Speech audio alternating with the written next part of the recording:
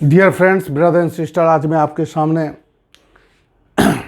बिहार लोक सेवा आयोग के सिलेबस पर आधारित एंथ्रोपोलॉजी से संबंधित बहुत ही महत्वपूर्ण विषय बिंदु लेकर आया हूँ।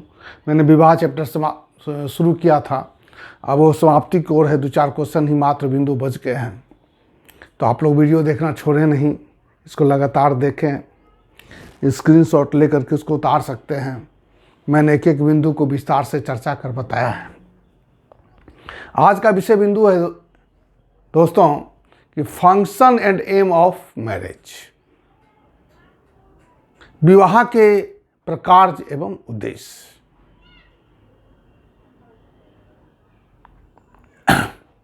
विवाह जो है, इसमें बहुत कुछ लिखने के लिए है। विवाह की परिभाषा लिखेंगे, तब function and aim of marriage के बारे में चर्चा करेंगे। यह क्वेश्चन बिहार लोक सेवा आयोग में कई बार पूछा जा चुका है, शॉर्ट नोट्स में भी आता है।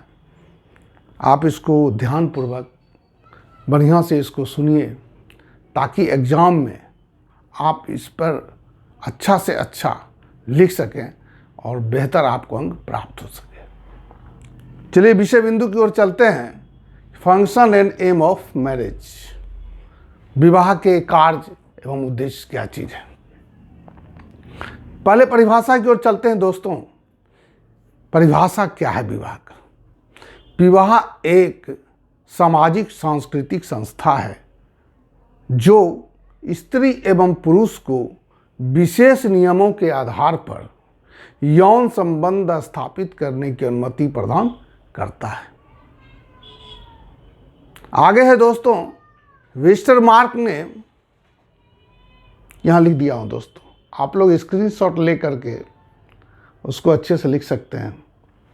वेस्टरमार्क ने विवाह के प्रकृति को स्पष्ट करते हुए निम्न विशेषताओं का उल्लेख किया है। 4 विशेषताओं का उल्लेख किया है, 1, 2, 3 और 4। ठीक है दोस्तों, यह क्या विशेषता है? तो पहला है, विवाह एक सामाजिक सांस्कृतिक संस्था है। दूसरी विशेषता है कि यह कुछ विशेष नियमों के आधार पर स्त्री तथा पुरुष को यौन संबंध स्थापित करने का अधिकार प्रदान करता है। तीसरा नंबर है दोस्तों कि बच्चों के पितृत्व का निर्धारण होता है। कहने का मतलब है कि बच्चे का पिता कौन है, यह विवाह के पश्चात ही निर्धारित हो पाता है। अगला पॉइंट है दोस्तों, विवाह एक आर्थिक संस्था भी है। विवाह एक आर्थिक संस्था भी है, क्योंकि विवाह का प्रभाव पति एवं पत्नी के संपत्ति के अधिकारों पर भी पड़ता है। इसके अतिरिक्त भारतीय हिंदू समाज में या हिंदू धर्म में विवाह को एक धार्मिक संस्कार माना गया है,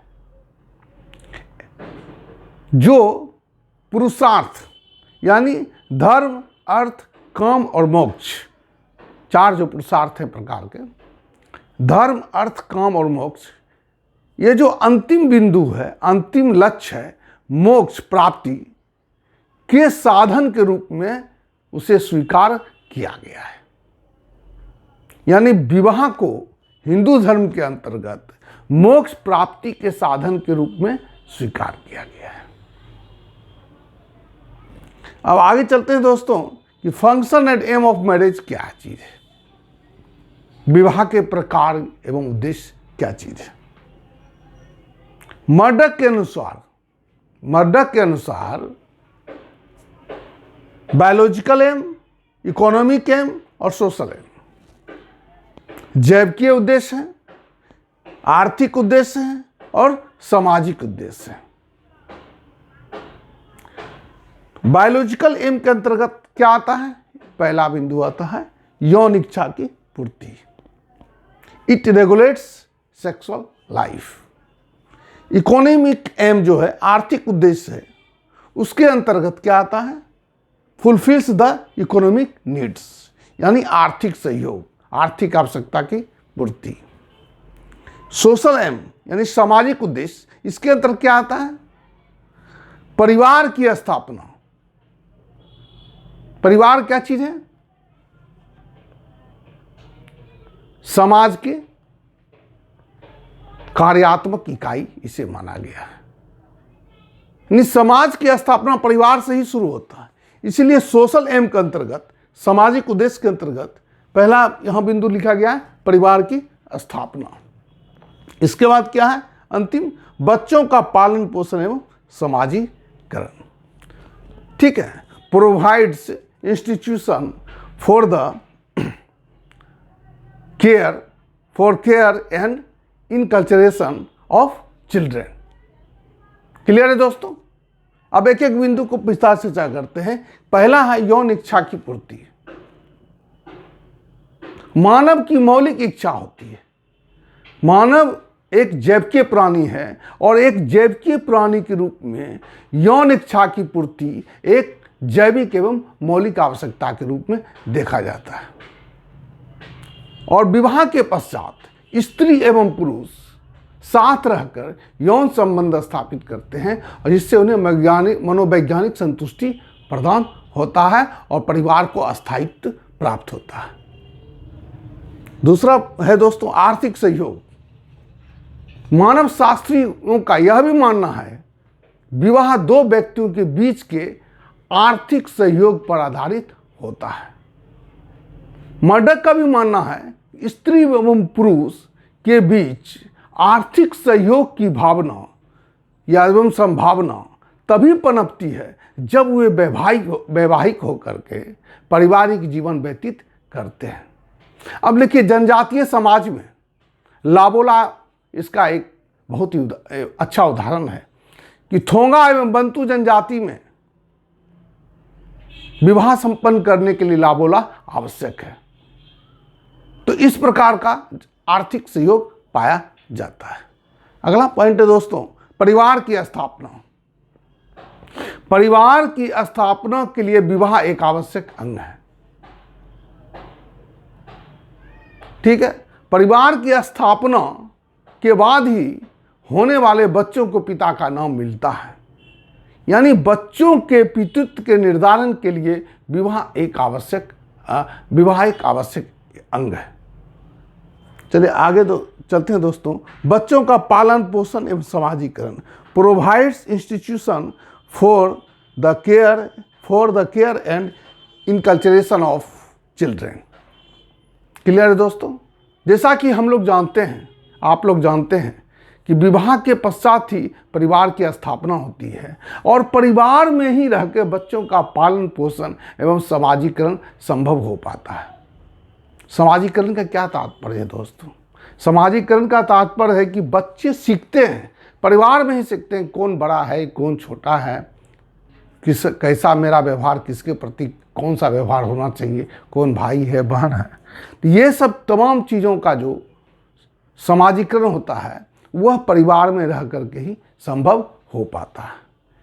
परिवार में ही रहकर एक बच्चा सामाजिक सांस्कृतिक मूल्यों के साथ साथ नैतिक मूल्यों को भी सीखता है और आगे चलकर वह एक सामाजिक जीवन जीने के योग्य बन पाता है। एक बच्चे को सामाजिक जीवन के योग्य बनाने का कार्य जो है वह परिवार का ही है। अभी मैंने तुरंत चर्चा किया हूं कि बच्चा जो है परिवार में सामाजिक सांस्कृतिक मूल्यों के साथ साथ नैतिक मूल्यों को सीखता है। यहाँ पर थोड़ा हम विस्तार से चर्चा करना चाहेंगे दोस्तों कि सामाजिक सांस्कृतिक मूल्य के साथ साथ नैतिक मूल्य। आज का जो वर्तमान समाज है वो क्या है? आज का वर्तमान समाज ये जो सामाजिक सांस्कृतिक मूल्यों को के साथ साथ जो नैतिक मूल्य होता है इसको फुलफिल करने में, इसको पूरा करने में सक्षम नहीं हो पा रहा है। इस कारण से वर्तमान में अनेक प्रकार की सामाजिक कुरीतियाँ घर कर गई है, लोगों के मन में घर कर गई है। बच्चे मिसगाइड हो रहे हैं, बच्चे डिरेल्ड हो रहे हैं। ये जो नैतिक मूल्य है इसको एक बहुत ही आवश्यक अंग है।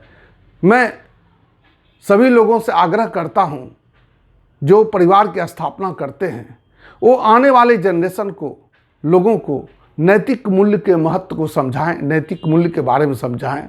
जो आए दिन बहुत सारे कांड होते रहते हैं, बहुत सारे एक अपराधी समाज का निर्माण हो रहा है, वैसा समाज का निर्माण नहीं हो। यह हमारे आने वाले बच्चों के लिए अच्छी बात नहीं है, उनसे उनका भविष्य खराब हो सकता है।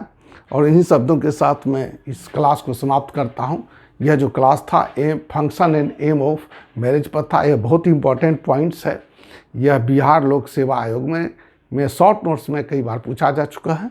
आप बढ़िया से देखिए, समझिए, लाइक कीजिए, सब्सक्राइब कीजिए और इसको जो है सो स्क्रीनशॉट लेकर के लिख लीजिए, आपके लिए बहुत ही फ़ायदा करेगा, आपको बहुत ये इससे सहायता मिलेगा। धन्यवाद।